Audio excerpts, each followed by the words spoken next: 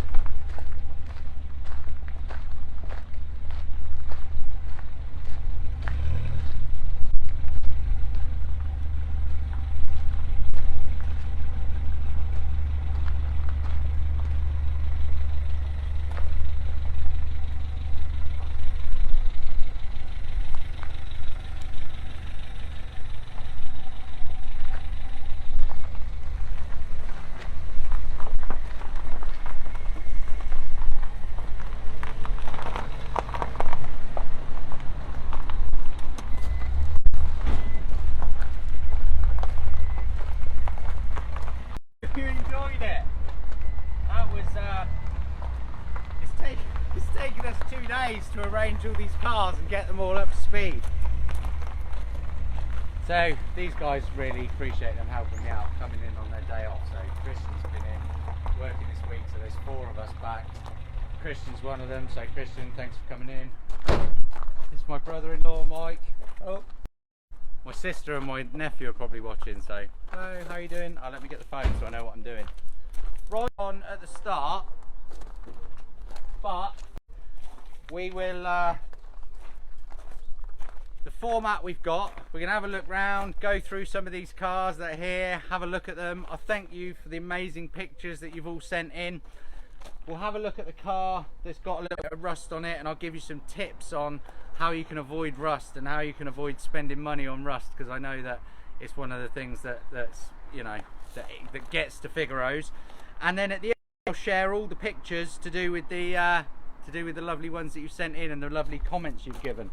So let's just have a look. Who have we got on here so I can keep up with the comments? Lydia from Illinois, how are you? Susan, lovely to see you. Eden Goddard, hello. Rachel Brown, hello. Veronica, love to see you. Veronica, thank you for your photos. Veronica always does the most amazing things to her car. I've never seen such a incredibly decorated Figaro as Veronica's. So let's have a look round at some of the cars we've got in here, because I know if we were doing a car show, if we were doing the normal car show, you basically spend the day looking round. So anybody that doesn't know Figaros, you've got 4 different colours. I'll talk about the car at the end in a minute, but you've got Topaz Mist, which is this brown beigey colour. They made the least of this colour. They thought it was going to be really unpopular, but it ended up being one of the most popular colours, and now is sought after and fetches more money than the others. This one is Lapis Grey. This one here is Pale Aqua, and this one here is Emerald Green. So those are the 4 colours. So any of the other colours you see, the pinks, the blacks, whatever ones that people have around, they are not original cars. Everything else has been custom painted. So you've got a mixture here, cars that are restored ones and some that are original and in different conditions. So this car here, for example, has got a reasonably original sort of interior.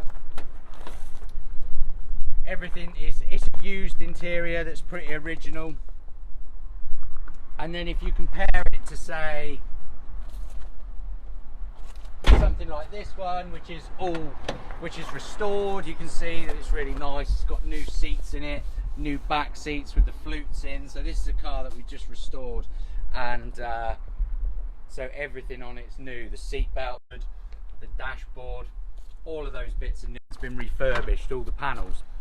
But then in comparison, you can get a car like this, which is original condition but really nice. And the things I always use to spot the original bits on the panels. Ah, we've frozen, Lynette. Let's see if it's come back. 1 second. Is it live? Has it got? Okay. Hopefully you're back. The comments here are frozen as well, so I'm not sure whether that's come in. Comment in or put some likes up to let me know you can see me and hear me.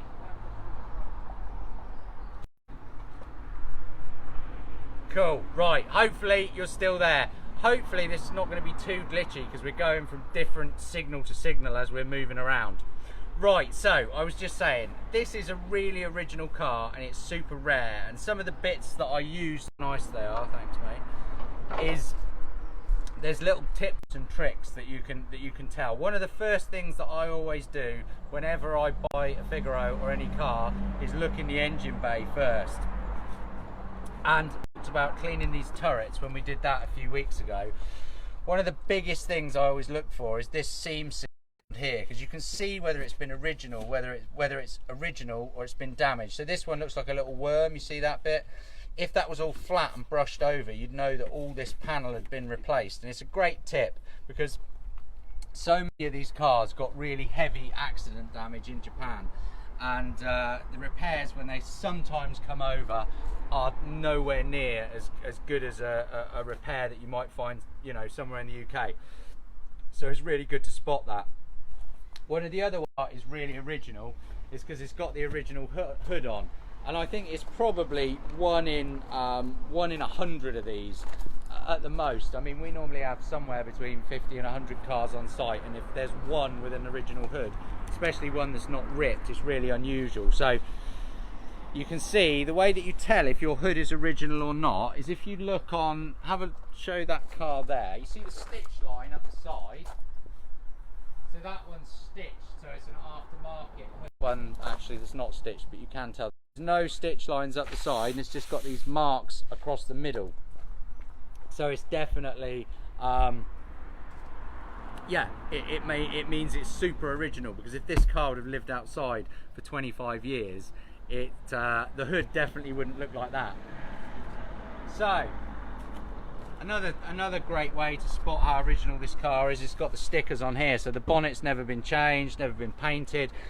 This is like, I said to you a few weeks ago, I definitely have like an engine bay fetish, and bits like this I love. You can't buy this heat shield, so you know how well this car's been looked after, because if you look in your 1,000 miles or something like that, this will be frayed around the edge and starting to you can tell the originality of it. So next, why don't we talk about this PAL, because I know I said to you guys that I had a car that I was going to be building, and I was hoping I might be able to share it this week. It's not a PAL, because lots of you said, is it a PAL, is it a PAL? But we have got a PAL here that we're working on. The secret car that we're building, one, it's not the Super Fig, and I'm for sure, we did a lot of research, and it is the car that is most common that Figaro owners go into, or that these particular cars, they leave them and go into a Figaro. So you're welcome to put your guesses in the comments, and the car is bespoke to us, one of one, and hopefully next week on Friday, if we do this again, I will share it with you. So for those of you that don't know, this is a Nissan PAL. They made Figaro. They made 50,000 of them, than the slightly more than they made of the Figaro. It still has a similar engine to the Figaro. Might be open actually. So it doesn't have the turbocharger, which a Figaro does, but it does still have the same 1 litre engine. They do these in a manual and an automatic, and you can see here, funnily enough, we were just talking about these bits on the Figaro. You can see how all of these are the same, because a lot of the base chassis is actually very similar on this. Also with a PAL they had more options. You could get a soft top or a hard top, so this one's a soft top. One of the things we've just been doing on it is putting the soft top in, put the last piece of trim back on yet, because we were working on this just before the lockdown cut in. But these are really cool cars. We really like them. We wish there were more of them around so that we could work on them. Have a little look round inside. One of the other things that is interesting with these is, I don't know if any of you are familiar, but there's a Japanese import called a Toyota wheel, and you can see the styling through the Toyota wheel. Although it's not a Nissan, it was made by the same designer, and he uses this like 2CV corrugated look down the side of it.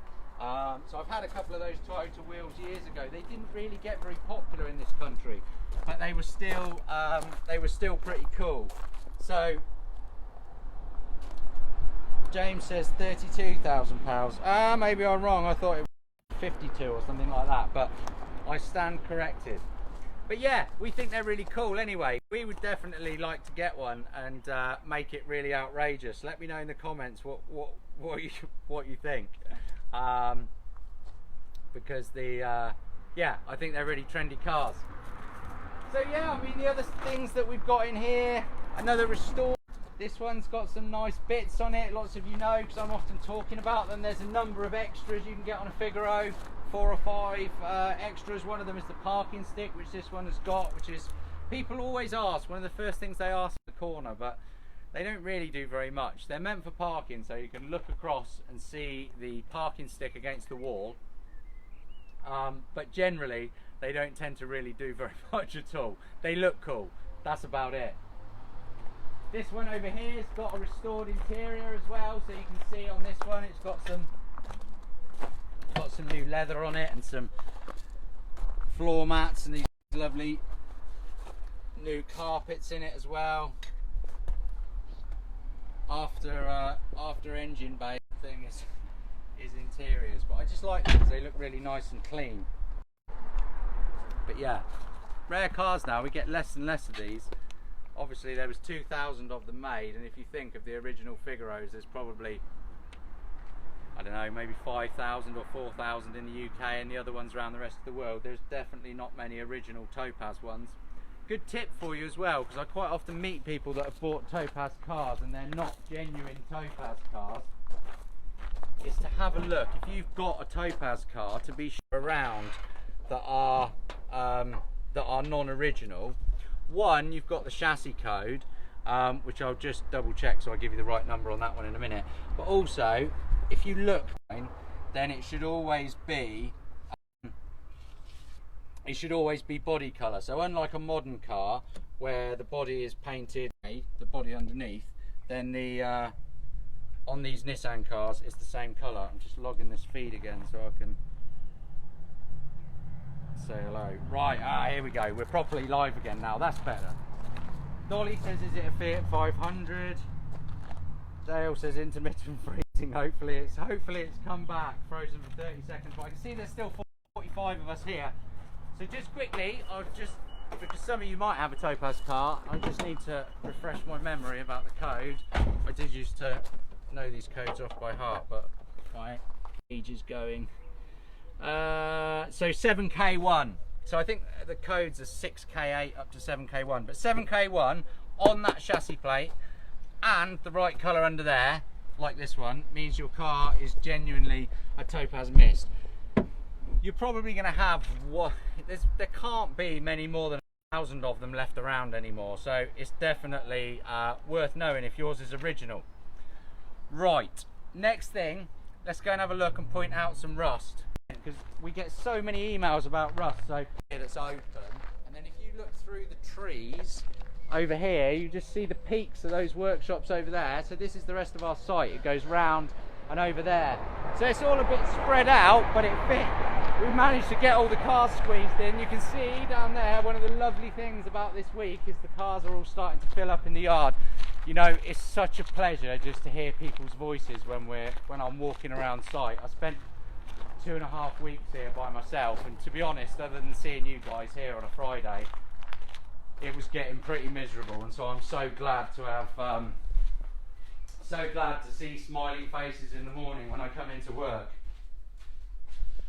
Caroline says, what's the red bar? So Caroline, on that car we were looking at, the red bar is a strut brace, and the idea of the strut brace is that it holds these turrets and stops them moving. So when you go over bumps, it doesn't do that, because the reason we make all that uprated suspension that we put on the back and all the polyurethane stuff is because when you drive a Figaro down the road, it goes like this, and you go around a corner and it goes over bumps, and so all of that stuff just makes it feel a little bit better. You know, as we've talked about over the last few weeks, one of my goals is to try and make the Figaro drive much better than it did, because I feel it's more practical, and I know some of you really love that and some of you are happy with how they are, but I would like to try and improve it, so that's what we're trying to work on at the moment. So rust is the biggest killer of Figaros. There is more, the fact there is only 4,000 Figaros left is generally because of rust. If there's ever a car that we get in and it doesn't make it, it's normally because of rust. So I thought what I could do is take this car, it's about what you'd normally expect on a Figaro, and I'll go around the points that I would look at when I do an inspection. I've inspected thousands of Figaros, and I can show you quickly how to find the rust on a car and also how to prevent it. So, like I said a minute ago when we were just looking at the cars in the yard, the first thing I do when I inspect a car, when I go to buy one, is I look in the engine bay. I don't look at anything else. I start in the engine bay because I want to know that it's square and I want to know that there's no rust here. It sounds small, but once you've got rust here, you're probably going to have rust in the pillar back here and rust under the sill, because it means it's had an impact here and everything has started to concertina up a little bit. So You're checking the seal around there. Should always look like a worm, like I said. Shouldn't look like these ones all brushed. So this is correct. It should be brushed here and then a little worm around there. That just gives you might not see rust in there, but it might be out. The next place I'm going to look for rust is the seals and the wheel arches. So let me just lift this one up and we'll go through in detail how to spot it, because there's some little things you can look at that will tell you instantly whether it's been repaired, needs repairing, or will need repairing in the future. So I chose this car because it was at the start of a potential restoration and it has got some rust. Wait for the ramp to go up.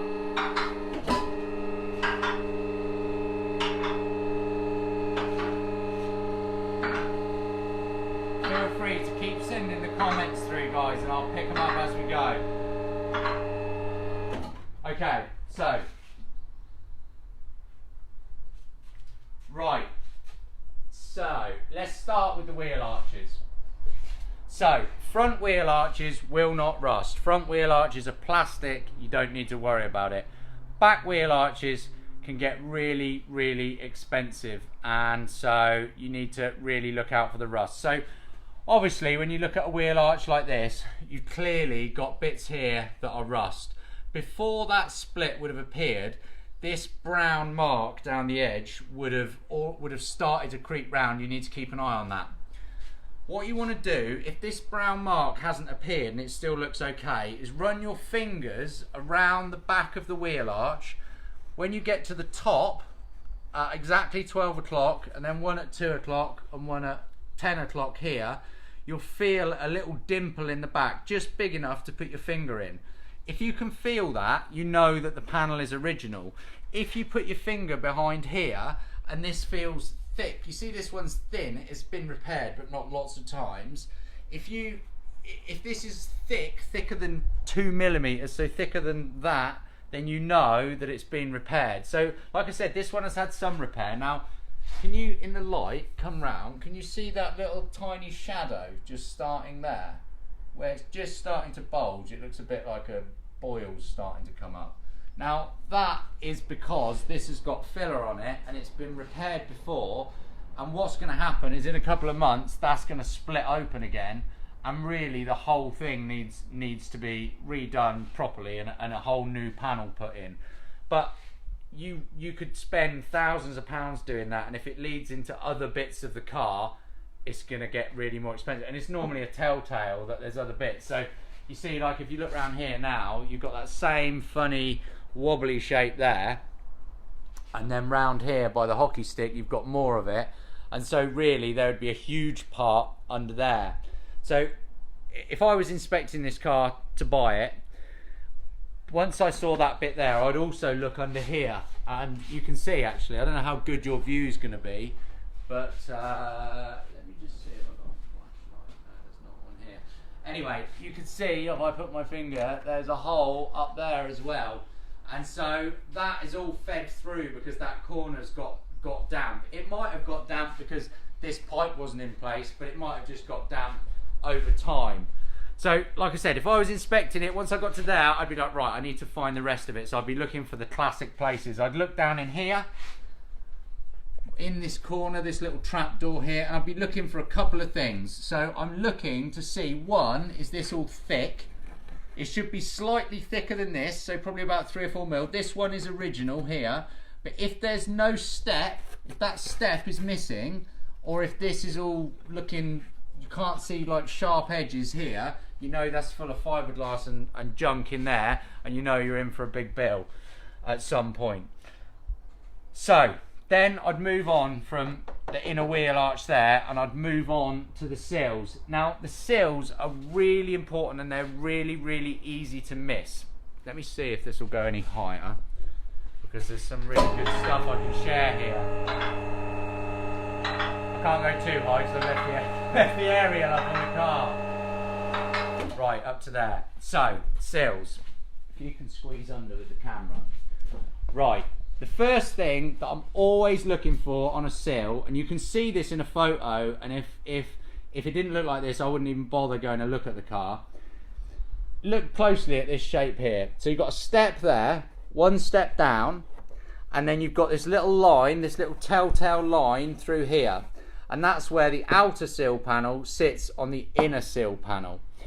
When the sills get repaired and they get just a patch thrown over them, they don't use this shape, so you just end up with a flat sill all the way across, so just like one big flat plate. If that's been done, it hasn't got the structural integrity, it hasn't been repaired to a point that's going to, one, withstand an accident, and two, most likely it's going to be rusting again underneath. So personally, I'd walk away from any car that looked like that unless I was intending on doing a complete body restoration. The second place I'd look on a sill is here. So you see this piece here, if you look sort of up at that, you see how it's starting to get wider. So it goes thin and wider, not where it's got these little cutouts, but there, it's actually starting to blow apart. And that is rust. You see, if you look back here, you can see it even more.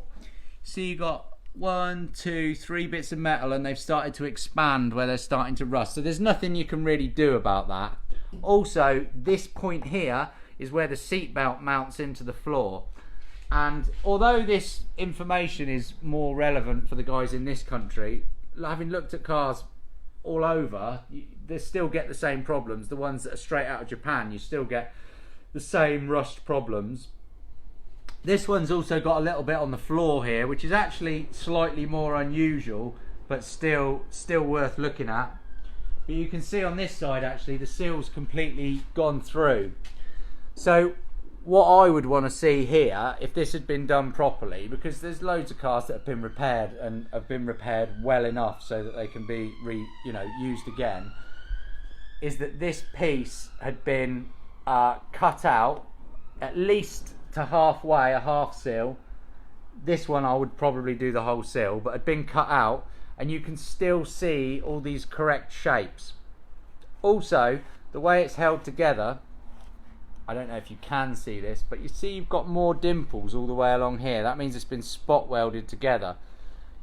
If your sill looks like this and it's got all the dimples in it as well, and it's clean, then you probably know that it's all original, which is a great thing.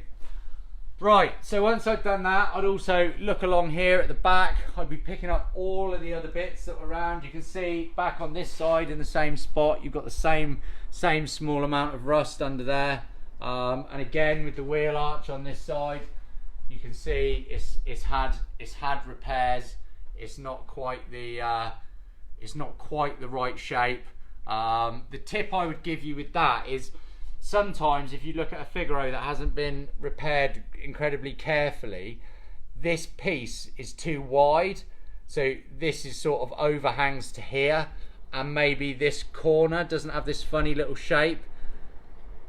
And when that's been done, it just means this has been patched together quickly, and it's just a big indicator that you're probably going to have more cost. It's not an absolute no-no, but it means that you've probably got trouble coming. Andrew, how are you doing, my friend? Is there areas of the underbody where rust won't go far enough to need replacement, i.e. it'll only be surface rust? Yeah, that's a good point. So things like the beam across the back, I can't remember replacing many beams. They get rusty, but you can just wire wheel them and or wire brush them and then paint them. The same with the back of the drums and stuff like that. So on the back of the brake drums, you can see actually on this one, where the rear axle, the beam meets the hub, it's quite rusty and crunchy in there. But this stuff, it doesn't need a new beam because the metal's thick enough and you could actually replace it. Where you do need to be a bit careful on this back piece here is around the brake lines. So you can see here, these could maybe do with a clean up, but they're not too bad. If you look under here and your brake lines are all rusty, you need to be really careful. Generally, when I said about the floor, it's actually quite unusual for it to have rust right in the middle of the floor, but generally the floors you can clean up with a wax oil, and I think this car has got extra wax oil on it. But yeah, the sills and arches are the real weak bits. What I would say is the things that make it go wrong are generally the fact that the rust is coming from the inside out. Rust isn't generally coming from the outside in, it's coming because damp and condensation and all those things have picked up over the years, and then they've started to corrode. Right, the next bit I would look at is the boot floor. I haven't actually looked around this car, so we'll see what we're going to find on the boot floor. Olivier, poor Figaro, she looks very tired. I know, Olivier, but I'm sure, hopefully, we can get the car looking fantastic. There's nothing better, there's no better feeling than having someone come in with a car that doesn't look that happy, and then when they come and pick it up, the car looks amazing and they're emotional, and that's the best. That's why I do this job. For that reason alone. Brooks, if you get ones from their shop, the design drawing the original isn't present. I'm sure that means. Right. Seals with the drainage holes. Ah, yeah. Okay, cool. So I'll talk about the seal drainage holes in a minute. So the boot floor is definitely something to watch, and I've got some good tips for you here. So this car is crikey, I can hardly even tell on this one, but you can see here where it's bubbling up. I think this is original, but it's probably had a very light knock at the back at some point, because you can see on this step that the paint's all too shiny. So inside this boot lid here, it should be painted, but it shouldn't be lacquered. You remember a few weeks ago, if you were here, we talked about the engine bay, and we talked about the fact the paint should be dull. Actually, let me show you. So if we look at this engine bay, see in the engine bay there's no lacquer, so the paint goes dull. Even if I polished this, it would never shine like the rest of the body, and that's because this is original. It's painted body colour, but it's not painted with a lacquer. So in the boot, if I was looking at this car to buy it, I would be thinking, okay, why has it been painted? Because you can see the light catching the step, so it's been lacquered in there, and that means it's been repainted, and nobody repaints the boot for no reason at all. So this car's probably had a light knock at some point. Could be any point in his life, doesn't have to have been a massive write-off smash, but it's had some knock, and that's why you can't see the little lines. There should be a join here, but you can't see it because everything's bubbling up. You've got this rust in here. You probably find maybe the chassis legs even a tiny little bit out. Nothing too serious to worry about. But so this would need the rust repairing on this one, but it doesn't need to be pulled back to shape. But yeah, the boot is definitely somewhere to look, because Figaros are very much like chocolate when they get hit at the back. The chassis rails are really good, and they do protect the person inside the car. In fact, I'm going to show you that. Sorry, I have to wait for it to go up. They are great, and they do protect the person inside the car, but they're designed to have a crumple zone, and the crumple zone goes really easily. If I was to reverse this back into the wall, the crumple zone would go, and then none of the panels would match up again. So yeah, let's get it up in the air, and I'll show you that as well.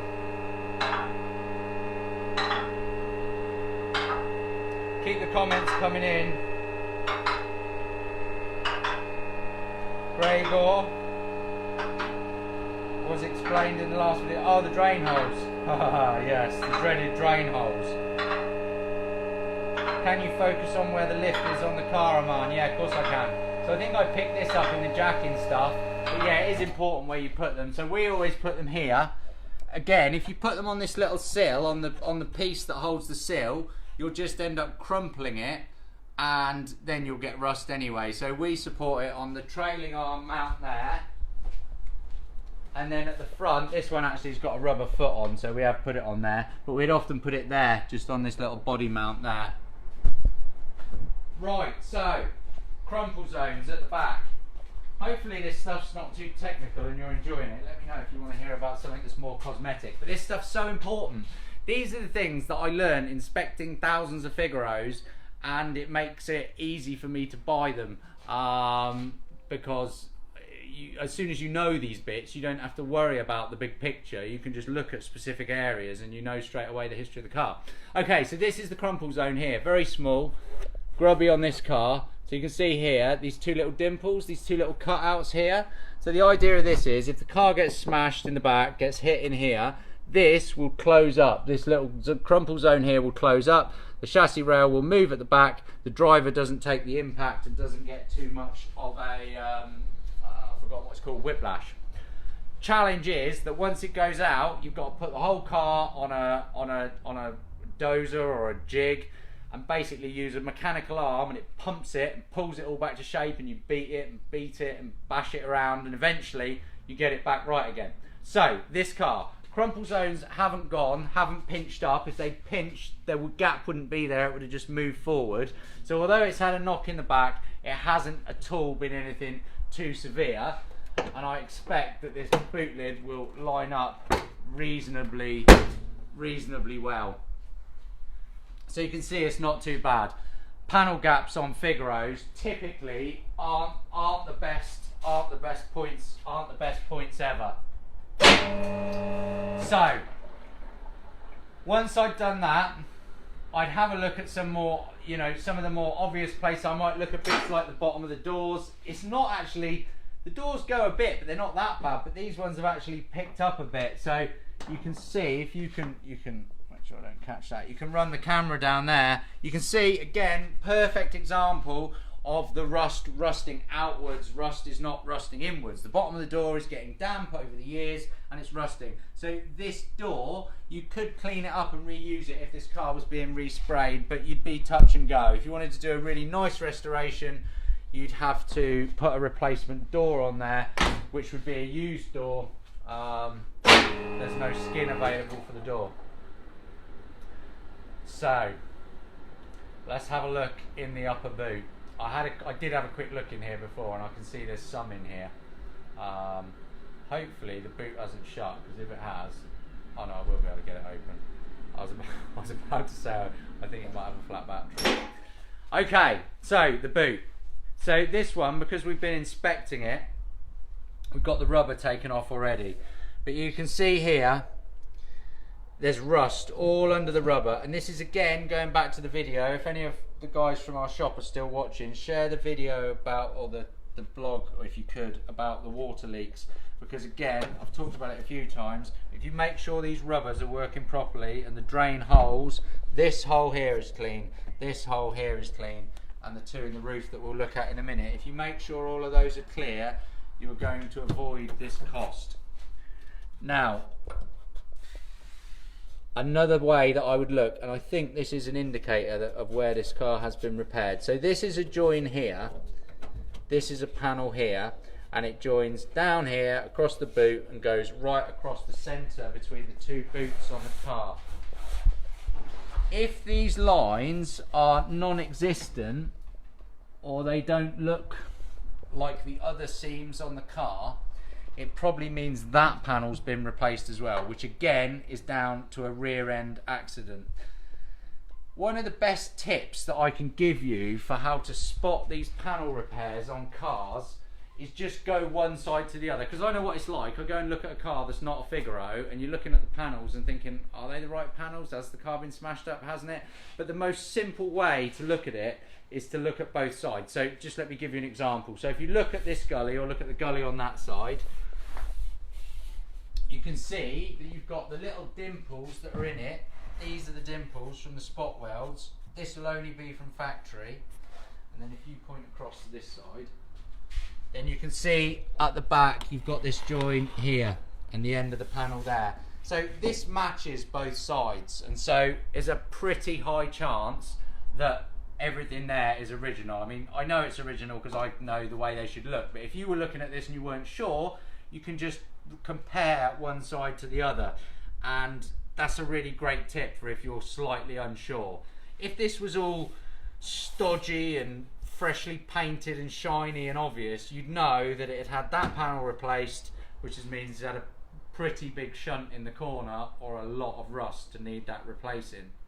And the way that I always look at these things is, if somebody's replaced the panel and they've done it well enough that I can't tell it's being replaced, then that's good enough.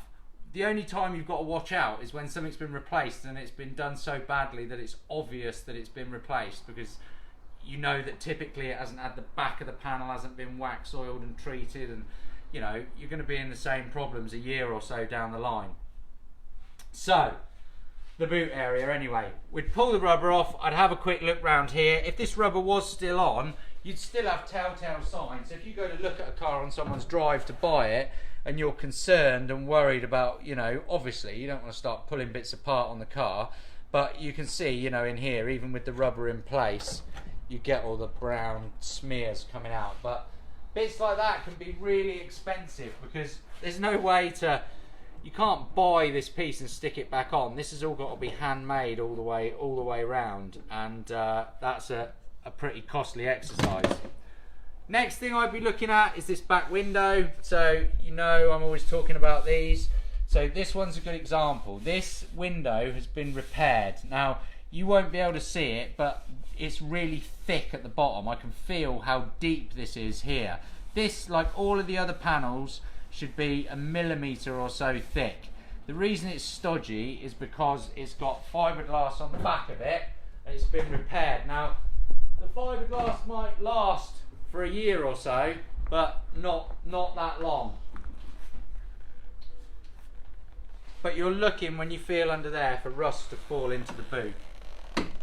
The telltale for that is when you open the boot, there's already bits of rust in there. So the next most common place for rust is, make sure I don't fall over in the middle of this, is in here in the gullies. Telltale sign, you've got the brown staining on the outside, and it's again because the rubber isn't stuck fully in place. Now I showed you guys in one of the other videos just how to stick that down. I did a quick guide on it. I can do a proper guide, but all of our videos, all of these lives are on YouTube. That was the one a couple of weeks ago, or message us if you're unsure. If you look at this side, you can see, look at it from this way, you've got, this is what happens when they go on the inside. Now this is more costly because that corner's going to need rebuilding, and again that's part of a big panel. So when you've got something like this corner that needs rebuilding, it's part of a much bigger panel, and so this piece needs to be handmade. So either you can do it two ways. When we do it, we go to great lengths to make it exactly the right shape and the right size. And that works really well because you haven't got gaps in the panels, back to when panels move and it all goes rusty. You haven't got gaps in the panels. So if it's not done like that, it's typically done with fiberglass or a piece of metal that doesn't quite fit, and then it doesn't last very long and it rusts again.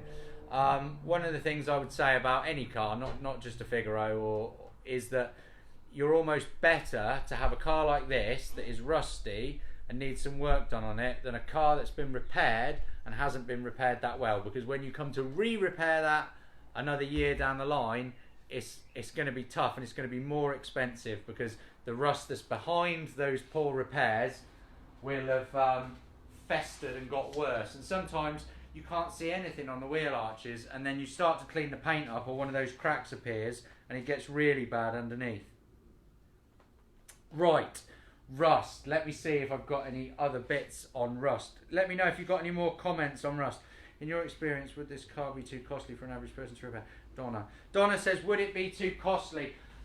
The thing is, Donna, it's really hard to say because it really depends how much you love the car and what you use it for. I mean, we have people that come in and spend anything on a restoration from 1,000 up to 20 or 30,000 for something that's one-off handmade, and that's just the restoration, not the cost of the car. And one thing I've learned is that it depends what people want. You know, some people love their cars. I've had cars that I've spent much more money on than they're ever worth, and I think that's what it's about. Sometimes people come in with their cars and we have another car that they could buy that's exactly the same as their car, but they want their car, so they'd rather do it.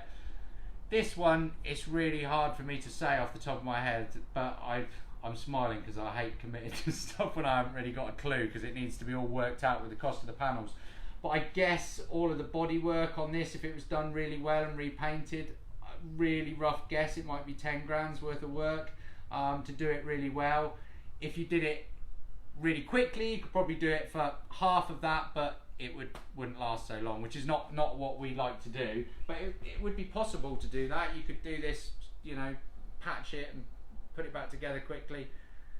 That might not be the right figure, but it gives you a little bit of an idea. Right, so back to the inspection. If I was inspecting the car, where get back in place, where would I go after that? I would definitely be looking at bits like these. Now I'm onto the slightly more unusual bits.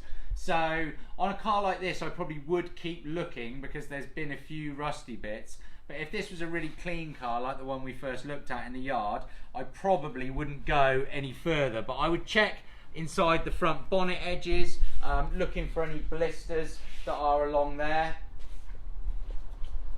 Again, we've gone through the doors. I would check the doors. I would probably look inside on the sill covers. So I would look down into bits like this just to see if this has had some horrible repair on the inside, because sometimes this is obviously the top of the piece we were looking at underneath. Someone does a really bad repair, they'll repair the piece on the inside as well. But yeah, I mean, in terms of the rust on this car, that would be it. That would be all that I would inspect, and I'm pretty confident that in that, you know, I've talked you guys through it in the however long that took, 20 minutes, half an hour. That would be everything on this. So I'd have confidence that there's nothing else left to find. Obviously, sometimes we'd start to take some paint off and we might find something, but they're definitely all the areas to look. I would say that if you are going out to buy a Figaro and you're going to inspect one, if you're well equipped for it, if you know the bits that we just talked about, you should be able to do an inspection in half an hour at the most, and spot all of the bits on it. But if you find that stuff useful, guys, on inspections, let me know if you'd like some more, because I'll do how I inspect the mechanical side and how I do a road test. I spent a number of years working on how to get the inspections nailed down. Oh, you sent me some likes. Cool. I'll put some bits together on some of the other bits. Maybe we'll do those bits next week. Right. The bit that I'm very excited about today is all of you lovely people. I think we had about 90 photos or 90 something photos sent in, which is incredible. It really does mean so much to us. Like I said at the beginning, Alexi and I read through them today, and thank you for your messages. It has made us emotional reading them because they're so nice, and it's going through a horrible time like everybody is at the moment. There is nothing better than seeing a lovely picture of someone smiling with their car or their child with the car. So what I've done is put those all into a collage. I didn't want to just share them onto Facebook. I will share them on Facebook, but I didn't want to just share them on Facebook. I wanted to put them somewhere so that they're there forever. We've got the links and we can go back to them and see them. So I put them on our website. I'm going to go through and just quickly thank everybody. We've put a thank you on the page as well, but I'll thank you all while we're all here together. And then one of my guys will, I think Danny's on, he's going to share the link to the page in a minute. So, just quickly, let me go through them. So, hello to Malcolm, and thank you for sending us the picture. Veronica, I mentioned you already. Lovely picture from Scotland with a view with the balloons. Helen, hello. Judy from New Zealand. Bill, I think we had a picture of you with a trophy. Phil and his wife with their Figaro. The Gibsons with the fig in front of their house. Helen rallying. Phil's fig in lockdown. Sharon from Somerset. Phil's fig just resprayed. Phil and Sharon with a roof down moment. Helen's Figaro. Another picture from Veronica and Roxanne with some lovely flags on it. Bill at the wheel. Charlie in Illinois, thank you. Judy in Florida. Vicky, I think you're in California if I remember rightly. Jonathan in lockdown. Fred and Amy, who I know are in Texas, in Houston. Jerry at the beach. Paul Paul on his daughter's wedding day. Kevin and Sue in their fig. Kevin runs the Owners Club. Shout out, 8 o'clock tonight. Go to Kevin's quiz. It's on his Facebook page. I'll be there. I'll try and get some of the questions right. Hopefully I don't embarrass myself because I probably should know some of the answers. Dolly, hello. How are you? Dennis, thank you for sending yours. Another one from Dolly Jules from Cumbria. Oh, who else on there? Some of them you didn't have names on. A picture of me. Sam's Mrs. Figgy and brother. One from Pasadena. Jersey.